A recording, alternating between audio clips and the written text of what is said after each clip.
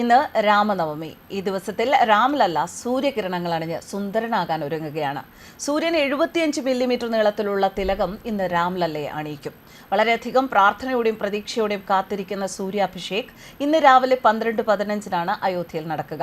4 minute സമയത്തോളം ഈ പ്രതിഭാസം നീണ്ടു നിൽക്കും. പ്രാണപ്രതിഷ്ഠയ്ക്ക് ശേഷമുള്ള ആദ്യത്തെ രാമനവമി ആയതുകൊണ്ട് തന്നെ ഈ ദിവസം വളരെയധികം ആഘോഷമാക്കാൻ ഒരുങ്ങി ഉത്സവലഹരിയിലാണ് അയോധ്യ. രാജ്യം മറ്റൊരു രാമനവമി ആഘോഷിക്കുന്നതിന്റെ സന്തോഷത്തിലാണ്.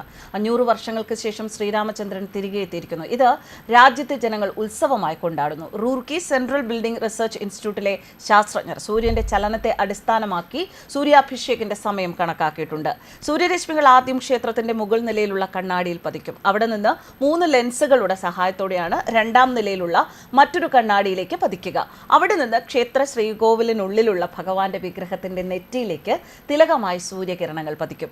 സൂര്യാഭിഷേക് യഥാർത്ഥത്തിൽ ഓപ്റ്റിക്സിന്റെയും മെക്കാനിക്സിന്റെയും ഒരു മിശ്രിതമാണ്. അവിടെ സൂര്യരശ്മികൾ ദേവന്റെ നെറ്റിയിൽ പതിക്കുന്നു.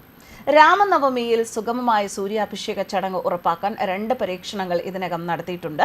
IIT സംഘം ഉയർന്ന നിലവാരമുള്ള കണ്ണാടികളും ലെൻസുകളുമുള്ള ഒരു ഉപകരണമാണ് ഇതിനുവേണ്ടി ഉപയോഗിക്കുന്നത്. രാംലല്ലയുടെ നെറ്റിയിലേക്ക് സൂര്യരശ്മികൾ കൃത്യമായി എത്തിക്കാൻ ഈ ഉപകരണത്തിന് സാധിക്കും. സൂര്യാഭിഷേകം വിജയകരമായി പൂർത്തിയാക്കുമെന്ന് ഉറപ്പാക്കുന്നതിന്റെ ഭാഗമായി റൂർക്കി സെൻട്രൽ ബിൽഡിംഗ് റിസർച്ച് ഇൻസ്റ്റിറ്റ്യൂട്ടിലെ വിദഗ്ധർ അയോധ്യയിൽ ക്യാമ്പ് ചെയ്യുന്നുണ്ട്. പരമ്പരാഗത ഇന്ത്യൻ അലോയ് ആയ പഞ്ചധാതു സൂര്യതിലക ഉപകരണത്തിലും ഉപയോഗിച്ചിട്ടുണ്ട്.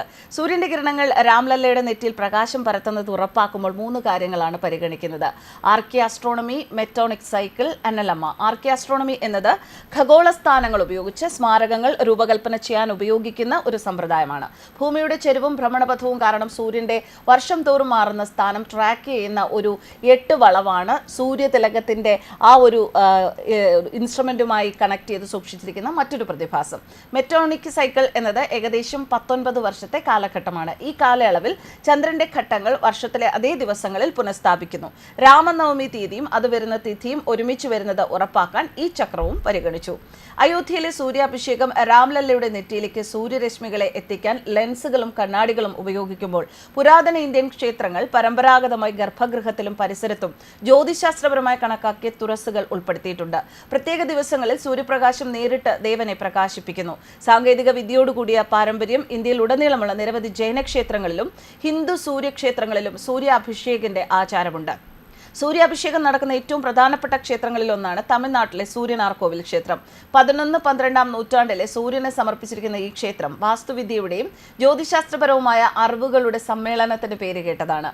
വർഷത്തിൽ ചില സമയങ്ങളിൽ സൂര്യപ്രകാശം ക്ഷേത്രത്തിലെ പ്രത്യേക ബിന്ദുക്കളോട് യോജിച്ച് സൂര്യകിരണങ്ങൾ യോജിക്കുന്നു. ദേവനായ സൂര്യനാർ അദ്ദേഹത്തിന്റെ ഭാര്യമാരായ ഉഷാദേവി, പ്രത്യുഷാദേവി എന്നിവരെ പ്രകാശിപ്പിക്കുന്ന തരത്തിലാണ് ഈ ക്ഷേത്രം രൂപകൽപ്പന ചെയ്തിരിക്കുന്നത്.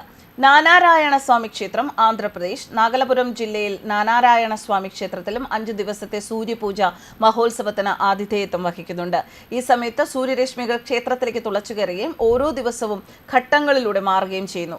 5 ദിവസങ്ങളിൽ സൂര്യരശ്മികൾ മഹാവിഷ്ണുവിന്റെ മത്സ്യാവതാരമായ ഗർഭഗൃഹത്തിലെ അധിപനായ ദേവന്റെ പാദങ്ങളിൽ നിന്ന് നാഭിയിലേക്ക് നീങ്ങും. മഹാലക്ഷ്മി ക്ഷേത്രം മഹാരാഷ്ട്ര കോലാപൂരിലെ ചാലൂക്യൻ മഹാലക്ഷ്മി ക്ഷേത്രം അവിടെ ദ്വിവാർഷിക പരിപാടിയായ കിരണോത്സവത്തിന് പേരുകേട്ടതാണ്.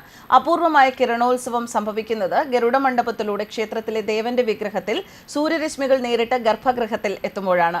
വർഷത്തിൽ 2 തവണ മഹാലക്ഷ്മിയുടെ പാദങ്ങളിലും 2 ദിവസങ്ങളിൽ വിഗ്രഹത്തിന്റെ മധ്യഭാഗത്തും സൂര്യരശ്മികൾ പതിക്കുന്നു. ജനുവരി 22 രാംലല്ല വിഗ്രഹത്തിന്റെ പ്രാൺപ്രതിഷ്ഠാ ചടങ്ങ് ദശലക്ഷക്കണക്കിന് ആളുകൾ കണ്ടു എങ്കിൽ ഏപ്രിൽ 17 സൂര്യാഭിഷേകം രാംലല്ലയുടെ നെറ്റിയിൽ ചുംബിക്കുന്നത് ലോകമെമ്പാടുമുള്ള ആളുകൾ വീക്ഷിക്കുന്ന മറ്റൊരു നിമിഷമായിരിക്കും. സൂര്യപ്രകാശം പാരമ്പര്യത്തെയും ശാസ്ത്രത്തെയും ഊഷ്മളമായ ആശ്ലേഷത്തിലേക്ക് കൊണ്ടുപോകുന്ന ഒരു മഹാനിമിഷത്തിന് സാക്ഷ്യം വഹിക്കാൻ കാത്തിരിക്കുകയാണ് ഇപ്പോൾ അയോധ്യ. ന്യൂസ് ഡെസ്ക് കർമ്മ ന്യൂസ്.